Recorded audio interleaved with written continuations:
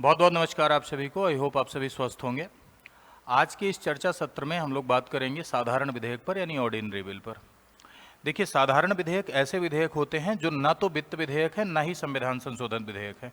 ऐसे विधेयक जो ना वित्त विधेयक हैं यानी ना फाइनेंस बिल है और ना ही संविधान संशोधन विधेयक है यानी ना ही कॉन्स्टिट्यूशनल अमेंडमेंट बिल है, ऐसे विधेयकों को साधारण विधेयक कहा जाता है। ऐसे विधेयकों को ऑर्डिनरी बिल कहा जाता है या जनरल बिल के नाम से भी इसे जाना जाता है। साधारण विधेयक के मामलों में सामान्यतः आप देखते हैं कि लोकसभा और राज्यसभा दोनों को समान शक्तियां नजर आती हैं। जब तक साधारण विधेयक पर संयुक्त अधिवेशन नहीं आ जाता, तब तक साधारण विधेयक के मामले में आप देखेंगे कि लोकसभा और राज्यसभा दोनों को समान शक्तियां नजर आती हैं। साधारण विधेयक की पारित होने की क्या प्रक्रिया है, तो एक बात समझते हैं जरा सा। साधारण विधेयक के पारित होने की प्रक्रिया, तो कोई भी साधारण विधेयक संसद के किसी भी सदन में लाया जा सकता है। साधारण विधेयक को लाने के लिए राष्ट्रपति की पूर्व अनुमति की कोई आवश्यकता नहीं होती है। हाँ, एक बात जरूर है कि कुछ ऐसे विधेयक होते हैं जो संशोधन होते हैं लेकिन साधारण विधेयक की तरह कार्य करते हैं, उनके लिए राष्ट्रपति की पूर्व सहमति की आवश्यकता होती है। जैसे आप अनुच्छेद 3 से संबंधित विधेयक पढ़े होंगे, किसी भी राज्य का नाम बदलना है, किसी भी राज्य की सीमा बदलना है, किसी भी राज्य की का बंटवारा करना है, दो राज्यों को मिला के एक राज्य बनाना है, तो अनुच्छेद 3 से संबंधित जो विधेयक हैं वो होते तो संशोधन है, लेकिन 368 के तहत संविधान संशोधन नहीं माने जाते। वो साधारण विधेयक की भांति ही व्यवहार करते हैं, सामान्य कानून ही बनता है। उनके लिए राष्ट्रपति की पूर्व अनुमति की जरूरत होती है, लेकिन उनको छोड़ दिया जाए, वो एक विशेष प्रोविजन है, वो एक विशेष प्रावधान है, उनके लिए अलग से चर्चा की गई है। और मैंने भी आपको बताया था जब संविधान संशोधन विधेयक पढ़ा रहे थे, तो आप जाइएगा प्लेलिस्ट में देखिएगा, तो उसमें जब संविधान संशोधन विधेयक पढ़ा रहे थे तो वहां मैंने आपको बताया था, और किसी दिन अलग से भी उस पर बता दूंगा वीडियो बना के, ठीक है। खैर, यहां पर सामान्य विधेयक की अगर बात की जाए तो सामान्य विधेयकों के लिए राष्ट्रपति की पूर्व सहमति की आवश्यकता नहीं होती है।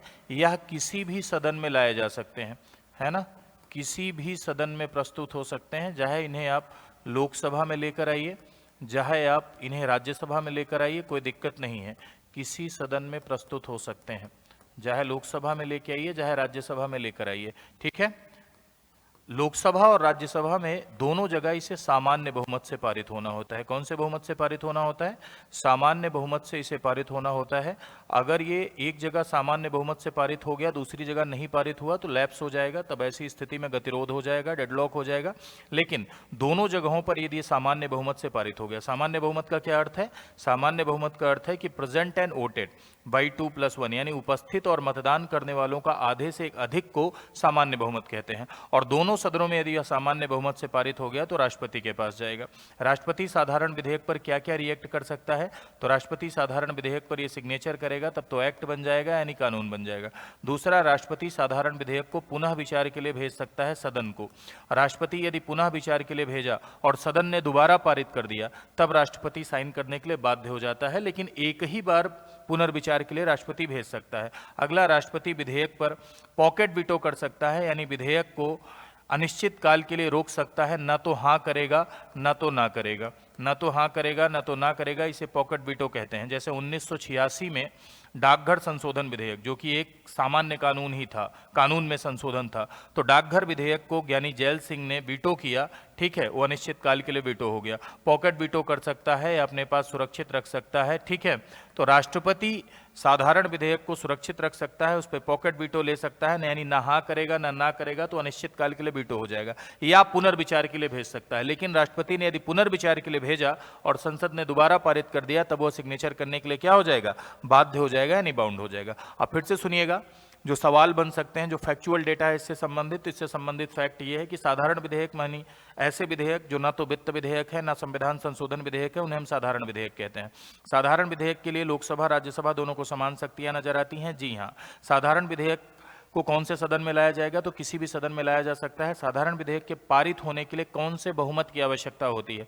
तो साधारण विधेयक के पारित होने के लिए सामान्य बहुमत की आवश्यकता होती है, यानी सिंपल मेजोरिटी की आवश्यकता होती है। सिंपल मेजोरिटी का अर्थ है उपस्थित और मतदान करने वालों का आधे से एक अधिक। सामान्य बहुमत को राष्ट्रपति रोक सकता है, जी हाँ, माफ कीजिएगा, साधारण विधेयक को राष्ट्रपति रोक सकता है, जी हाँ। पुनर्विचार के लिए भेज सकता है, जी हाँ। पॉकेट वीटो का प्रयोग कर सकता है, जी हाँ। पॉकेट वीटो का भी प्रयोग राष्ट्रपति कर सकता है। तो ये है आपका साधारण विधेयक। हाँ, अब एक बात यहां पर आपको और समझनी है कि कोई भी साधारण विधेयक जब दोनों सदनों में पारित होता है, लोकसभा और राज्यसभा में, तो दोनों सदनों में विधेयक के पारित होने के लिए 3 चरण होते हैं। यानी दोनों सदनों में विधेयक को पारित होने के लिए 3 वाचन से होकर गुजरना पड़ता है, यानी 3 रीडिंग से होकर गुजरना पड़ता है। आपने संविधान का निर्माण पढ़ा होगा तो वहां पर भी आपने देखा होगा कि संविधान निर्माण के लिए भी 3 वाचन हुए थे। वैसे किसी विधेयक के भी पारित होने के लिए 3 वाचन होते हैं, ठीक है। First reading, second reading, third reading. संविधान के लिए, माफ कीजिएगा, किसी भी कानून के निर्माण के लिए भी 3 वाचन होते हैं। फर्स्ट रीडिंग यानी प्रथम वाचन। प्रथम वाचन में विधेयक को इंट्रोड्यूस किया जाता है, विधेयक का परिचय बताया जाता है, विधेयक का उद्देश्य बताया जाता है, उसका टाइटल बताया जाता है।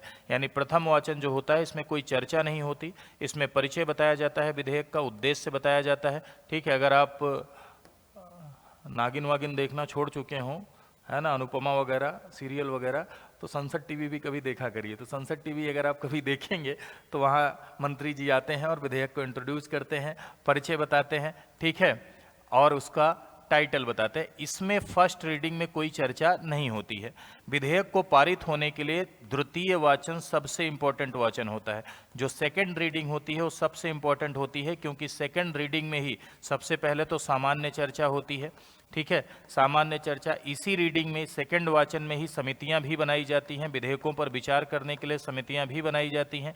इसी रीडिंग में अगर कोई संशोधन प्रस्तुत करना होता है तो संशोधन प्रस्तुत किया जाता है। इसी रीडिंग में खंडवार चर्चा, यानी एक एक बिंदु पर चर्चा होती है, एक एक बिंदु पर, एक एक पॉइंट पर चर्चा होती है। तो किसी भी विधेयक के पारित होने में, ये सवाल पूछा गया है और पूछा जाने की संभावना भी रहती है कि किसी भी विधेयक के पारित होने में सबसे महत्वपूर्ण रीडिंग कौन सी होती है, तो सबसे महत्वपूर्ण रीडिंग आपकी द्वितीय वाचन होती है, यानी सेकंड रीडिंग होती है। उसके बाद आ जाते हैं हम लोग तृतीय वाचन पर। तृतीय वाचन में क्या होता है कि तृतीय वाचन में भैया होल बिल पर इस बात के लिए सहमति ली जाती है कि हाँ कर रहे हैं या ना कर रहे हैं, ठीक है। यानी कंप्लीट बिल पर फाइनल सहमति यानी अंतिम सहमति ली जाती है। मतलब कि साधारण विधेयक के लिए सामान्य बहुमत चाहिए तो सामान्य बहुमत से पारित कराया जाता है। अगर पारित हो गया तो ठीक है, नहीं पारित हुआ तो कोई बात नहीं, ठीक है।